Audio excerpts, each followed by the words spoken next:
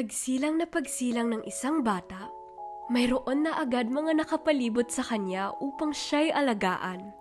Kadalasan, nariyan ang mga magulang upang silayan ng ngiti ang kanilang anak.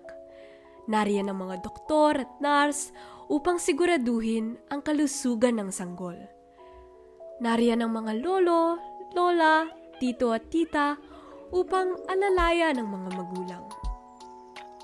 Hanggang sa pagpasok sa paaralan, nariyan ang mga guro upang turuan tayo sa ating pag-aaral at tulungan sa pag-abot ng ating mga pangarap.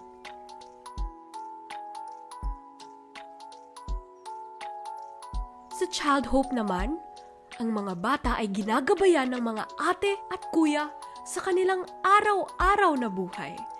Binibigyan din sila ng iba't ibang mga oportunidad upang mapalago ang kanilang mga sarili at ang kanilang pamilya. Saan man magpunta ang isang bata, karapatan niyang maalagaan, maunawaan, at mamahal. Iba-iba man ang paraan ng tao sa pagpapakita nila ng kanilang pagmamahal, ang kanilang pangunahing layunin dapat ay maramdaman nating mga bata ang pag-ibig. Ito ay dahil ang ugat ng lahat ng ibang karapatan ay ang pag-ibig na nagmumula sa puso.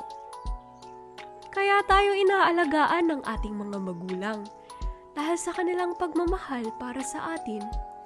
Kaya rin tayo ginagabayan ng ating mga tito, tita, lolo at lola, pati ng ating mga guro at atit kuya mula sa Child Hope.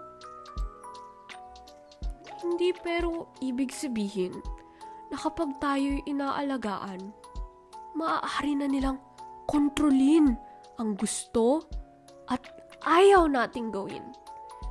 Hindi rin ibig sabihin na kapag tayo'y minahal, mayroon na tayong utang na loob sa ating mga kapwa. Ginagawa dapat nila ang kanilang mga ginagawa dahil mula ito sa kanilang mga puso. Dapat isinasaisip ng mga tao sa ating paligid ang ikabubuti nating mga bata.